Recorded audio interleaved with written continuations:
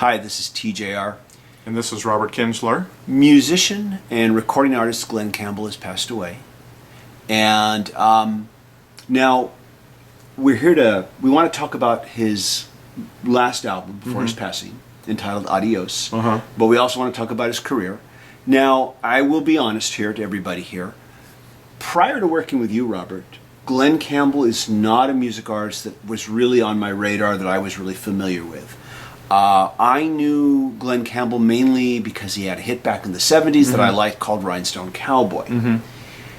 Because of my association with you, because of working with you, I've learned a bit more about Glen Campbell. I've learned to appreciate what he's done a lot more. But I still feel like you would be better able to talk about this than I would. Yeah. And so I'd like to first ask you to just share a little bit about Glen Campbell as a musician, and for those who may not be familiar with his accomplishments and with his contributions to popular music, if you could just kind of talk a little bit about that. Yeah, let's start here a little bit. I was introduced to Glen Campbell actually through my father. He was really into his albums. That's how I learned about Jimmy Webb, who wrote some amazing songs, By the Time I Get to Phoenix, Galveston, and the song that I consider Glen Campbell's crowning masterwork, probably his original recording of Wichita Lineman. Just an amazing and stirring song. I mean, if that doesn't give you goosebumps, then you better check your pulse, you know what I mean?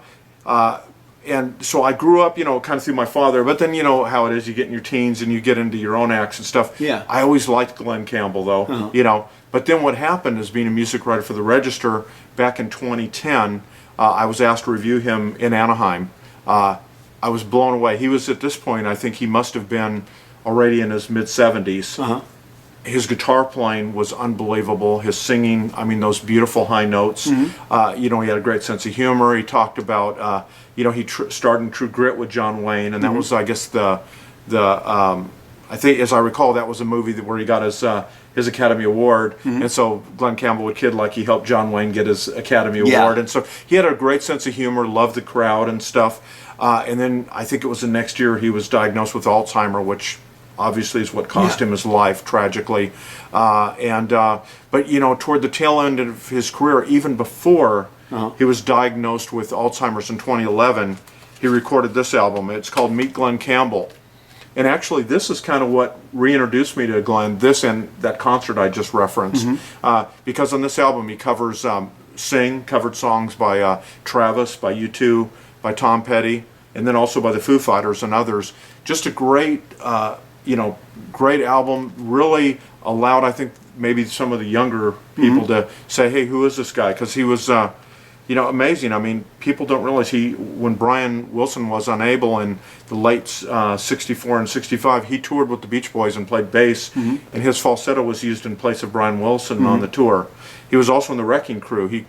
A lot of the great recordings featuring the Monkees and Elvis Presley and stuff, that's Glen Campbell's guitar on there. Let's stop for a moment. For people who may not be aware, let's talk about who the Wrecking Crew was. Let's just give people a little bit of background. I mean, I know who the Wrecking Crew was, and there is a great documentary about the Wrecking Crew that you can actually see. I think it might still be on Netflix Instant, but just a little bit of background who the Wrecking Crew was. Yeah, a lot of the groups, and you might know the years that they started, but many of the groups maybe they had great vocalists, but where they needed a top tier band that could back them up in the studio.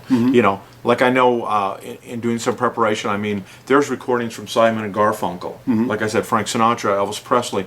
So many people, I think the Byrds, so many people utilized the Wrecking Crew.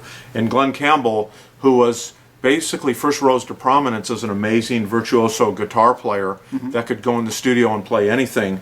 And then later on, the world kind of discovered this guy's a great singer. He wasn't really, as far as I know, known as a songwriter. I mean, typically other people wrote for him, but he had a unique ability to interpret other people's songs and utilize both his guitar talents and that beautiful voice he had. And it kind of went between country and pop. But getting back to what you're saying about the Wrecking Crew, I mean, they were very, very influential, and I mean, played on so many seminal recordings. I look at the Wrecking Crew in the same way that I look at the Funk Brothers, which was the Funk Brothers was the house band during Motown's golden era, Chicago era, where they played. They were the backup band on all of those classic recordings. The Wrecking Crew was this, this group of studio musicians that everybody called on to play backup on just an unthinkable amount of hit records from the 60s. And it's if you ever get to see the documentary on Netflix, it's mind-boggling just how many recordings by how many artists that you have heard and didn't realize these were the guys playing on it. Exactly, and that's it. And like we've mentioned, he was not only this great studio musician, obviously for his guitar talents, a great singer. He had hits on the country charts and on the pop charts, but also he was an actor, and he also hosted a popular television show, and I want to say that was either in the late 60s, early 70s. But he was really this Renaissance man, and yet I feel like until the end of his life, he was kind of had kind of disappeared from the view. But like Johnny Cash, he had this amazing renaissance through these series of albums. We mentioned Meet Glen Campbell, which I recommend this to everyone. And if you're a fan of some of the bands he covers, listen to it, because his versions are quite different, but they're very stirring. Then his last album we talked about, Adios, a very great album. And Jimmy Webb, who wrote some of his biggest hits, writes 4 songs on this album, and those are among the highlights. And maybe, I don't know, should we take a little break and play a little bit of them? Let's play a little bit of this amazing, beautiful ballad, and Glen Campbell just knocks it out of the park, and it's called Just Like Always. And let's listen to a little bit of that one. Sure. Making pretty conversation with the wine's flowing and running your place.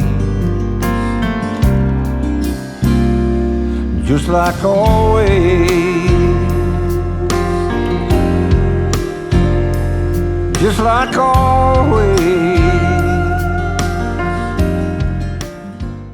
That song is called Just Like Always, and I thought that was a really good song. Yeah, it's a beautiful song. Yeah, Jimmy Webb's a great songwriter, and they had a certain synergy between Jimmy Webb's songs and the way Glen Campbell delivered them, and whether they were, more ballads like this one, or if they were a little bit more up tempo. But there was just a magic when these two forces joined together.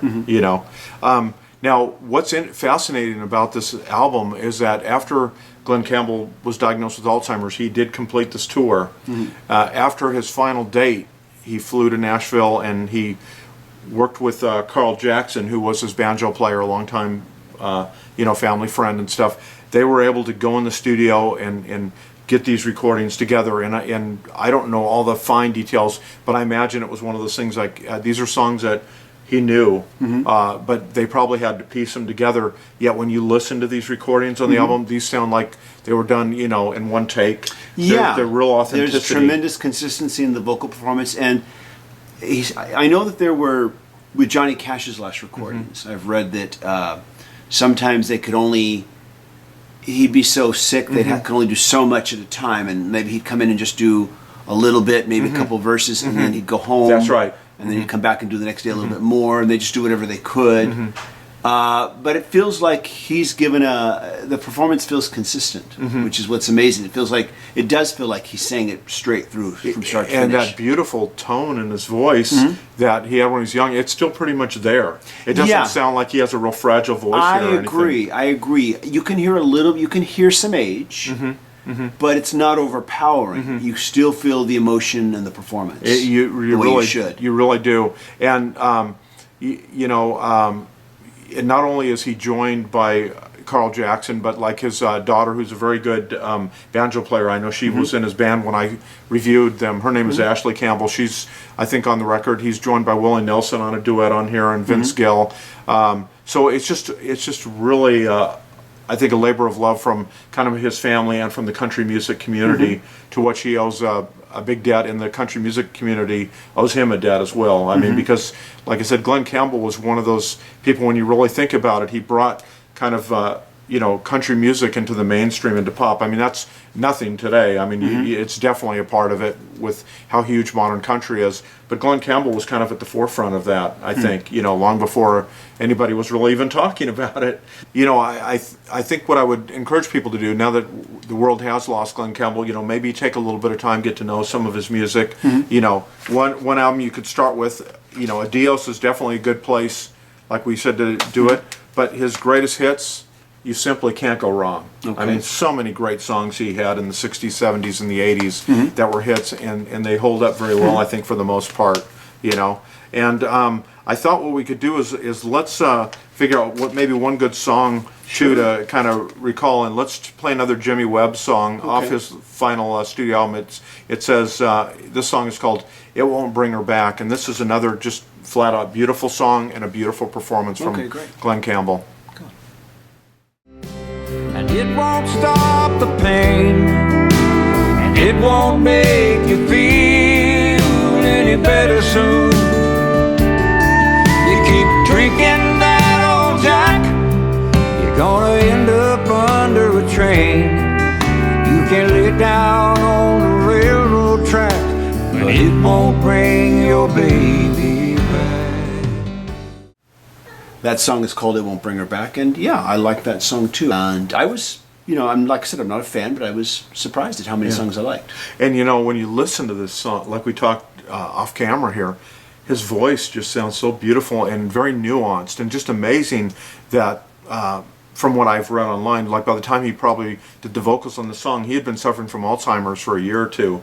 An incredible performance. Obviously, the music was so much a part of his DNA and who Glen Campbell was, and that comes true. I mean, it comes through a really wonderful artist, and the world's going to miss him, I think, I would imagine, I don't know how therapeutic it is when you're suffering through that, how therapeutic doing the music is, but I would imagine it's very therapeutic. Yeah, as evidenced by, I know the doctors, when he was doing his farewell tour, said, hey, if he gets pleasure out of touring, if he can do it even while he's suffering from this debilitating disease, by all means, let him get out there and perform. And he was a natural performer. I had truly wished I had seen him more often than I did, but I feel very thankful that I got to see him perform once. And I think maybe in closing, maybe ask everybody out there, maybe share your thoughts on Glen Campbell. Did you ever get to see him live? Did any of his songs or his performances in film or TV, did those impact you and move you? Maybe leave your comments, and we can all kind of share our thoughts together. Absolutely. I think that's a perfect way to end this episode. Robert, thank you so much for sharing your thoughts today. You're welcome with us. And we'll see you all soon, everybody. Take care. See you later, everybody. Bye-bye.